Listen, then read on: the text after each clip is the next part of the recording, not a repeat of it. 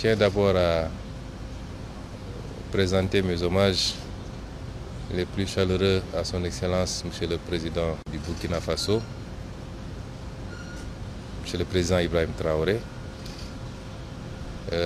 Remercier Monsieur le Premier ministre et tout son gouvernement pour l'accueil chaleureux qui nous a été réservé depuis notre arrivée.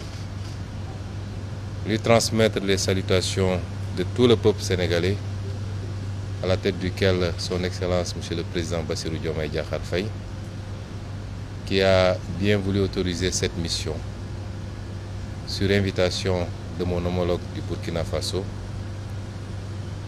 pour deux objectifs.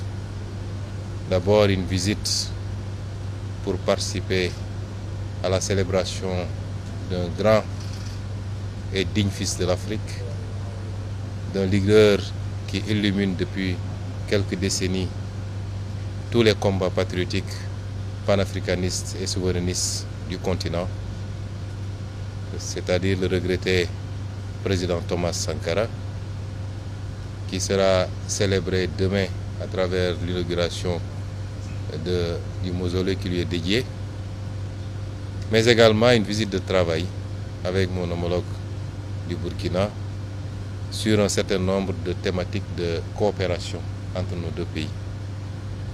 Et c'est dans ce cadre-là que nous avons eu l'honneur d'être reçus par Monsieur le Président du Burkina Faso, qui nous a accordé un long entretien pendant lequel nous avons pu passer en revue un certain nombre de problématiques. D'abord sécuritaires, et je tiens au nom du président Bassirou Diomaye Faye à transmettre à tout le peuple burkinabé la solidarité du peuple sénégalais face à cette épreuve qui lui est imposée, qu'il n'a pas choisie, mais qui lui a été imposée.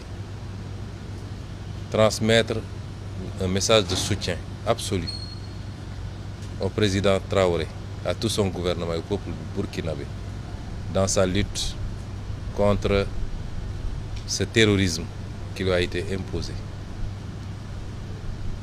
Envisager toute possibilité de collaboration et de soutien face à cette épreuve. Parce qu'il est illusoire de penser que lorsque le Burkina ou le Mali ou le Niger subissent cette épreuve, que ça restera simplement dans les frontières de ces pays. Nous savons tous que nos destins sont liés par l'histoire et par la géographie. Et qu'aucun de nos pays ne peut être épargné par cette gangrène si elle continue à s'épancher à travers l'Afrique de l'Ouest.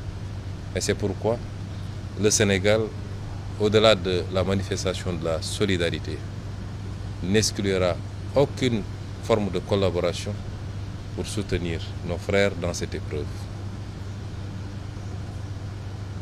Dans le cadre bilatéral également, envisager la poursuite de cette collaboration qui est très riche déjà d'une vingtaine d'accords entre nos deux pays, mais une vingtaine d'autres accords qui sont aujourd'hui en cours de discussion et qu'il faudrait rapidement finaliser pour pouvoir renforcer la collaboration bilatérale, mais également la collaboration multilatérale dans le cadre de l'espace que nous partageons en commun.